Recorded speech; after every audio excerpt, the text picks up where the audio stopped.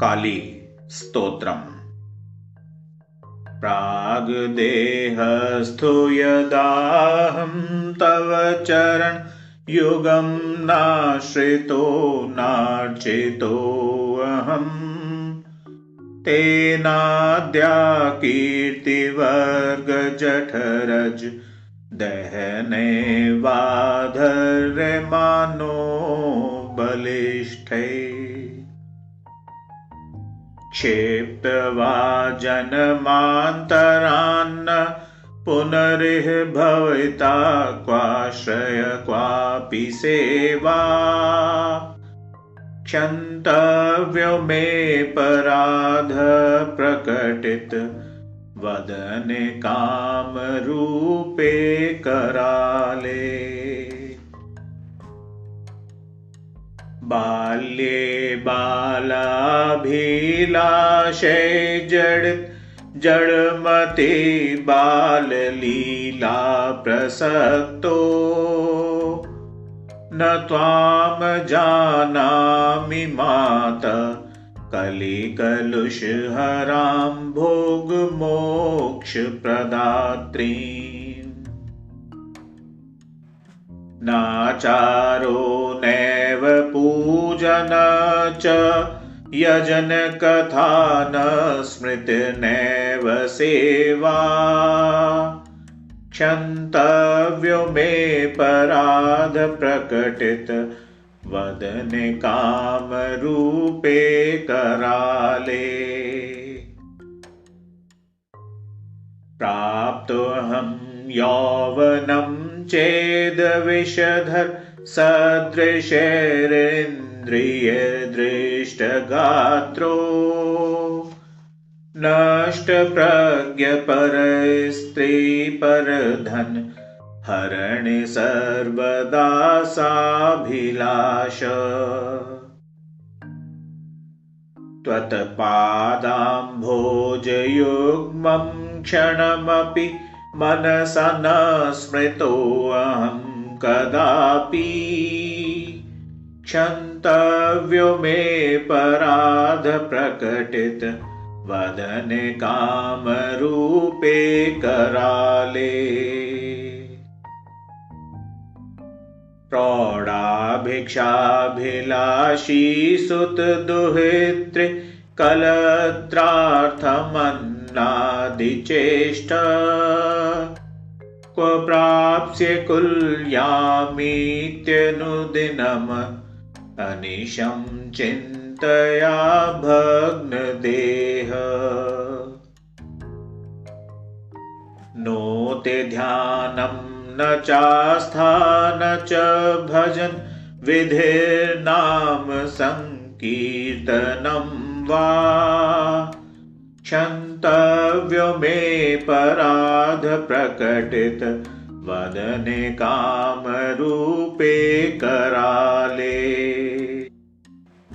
वृद्धत्वे बुद्धिहीन कृशविवश तनुश्वास कासातिसारे कर्मानरहो क्षीहीन प्रगलित दशनक्षुत पिपासाभिभूत पश्चात्तापेन दग्धो मरणम् अनुदिनं ध्येयमात्रं न चान्यत् क्षन्तव्यो मे पराध प्रकटित वदने कामरूपे कराले कृत्वा स्नानं दिनादौ क्वचिदपि सलिलं नो कृतं नैव पुष्पम् तेन नैवेद्यादिकं च क्वचिदपि न कृतं नापि भावो न भक्ति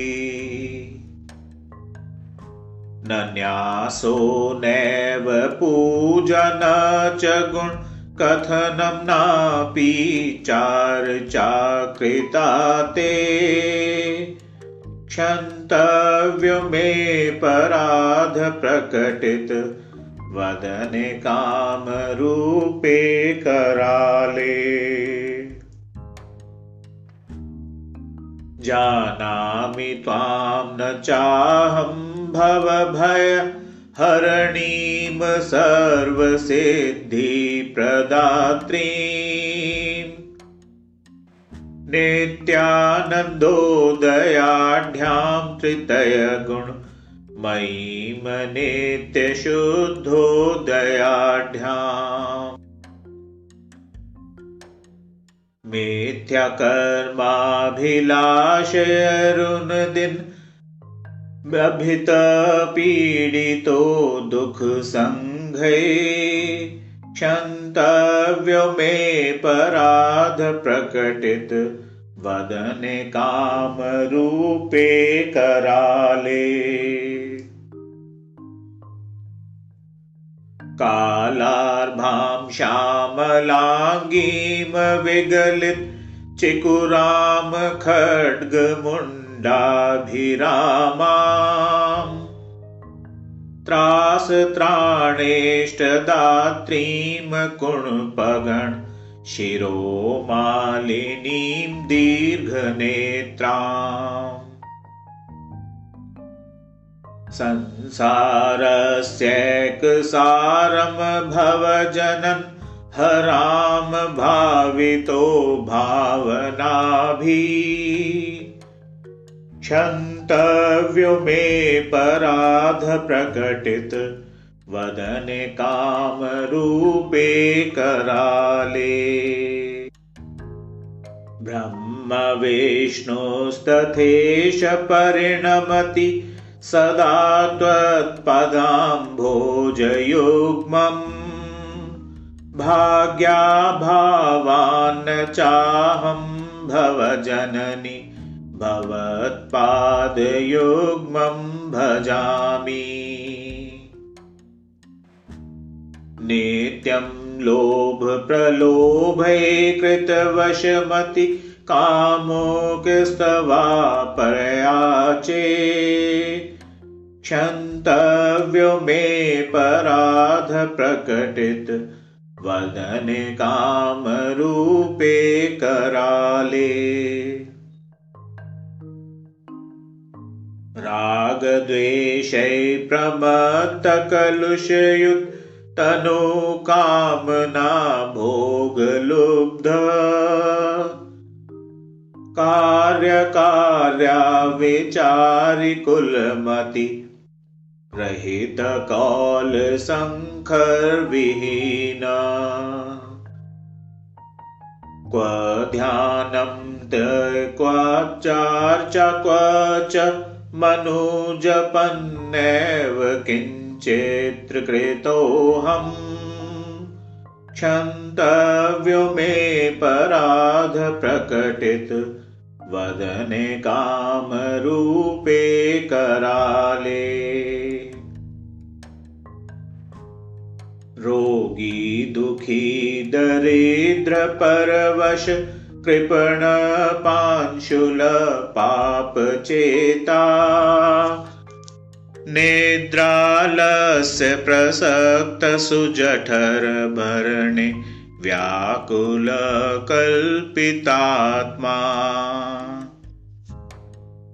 किं ते पूजा विधानं त्वयि क्वच नुमति क्वनुराग क्व चास्था। क्षन्तव्यो मे पराध प्रकटित वदने काम रूपे कराले। मिथ्या व्यामोह रागे परिवृत मनस क्लेश संखान्वितस्य। क्षुन्निद्रोगान्वितस्य स्मरण विरहिण पाप कर्म प्रवृत्ते। दारिद्र्यस्य क्व धर्म क्व च जननी रुचि क्व स्थिति साधु संगे।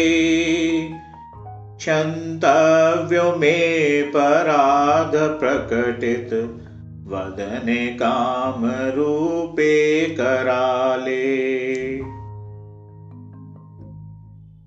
मातस्तातस्य देहा जननी जठरग संस्थितस्त्वद्वशेऽहम्। त्वं हर्त्रा कारयेत्रिकरण गुणमयी कर्म हेतु स्वरूपा।